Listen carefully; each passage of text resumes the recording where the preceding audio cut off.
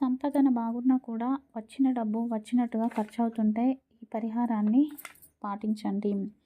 ఈ పరిహారాన్ని రేపు నవరాత్రుల్లో వచ్చే మొదటి శుక్రవారం రోజు ప్రారంభించాలి అండి. రేపు ప్రారంభించి ప్రతి శుక్రవారం చేయండి.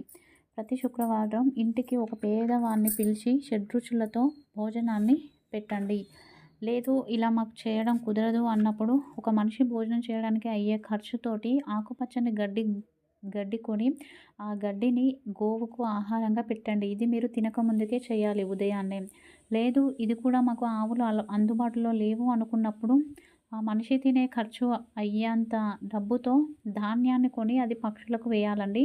ఇలా ఒక వారం ఒక పరిహారం, ఒక వారం ఒక పరిహారం చేయకూడదు. మీరు మొదటి శుక్రవారం రోజు ఏ పరిహారాన్ని అయితే పాటిస్తారో మిగిలిన శుక్రవారాలు కూడా అదే పరిహారం పాటించాలి.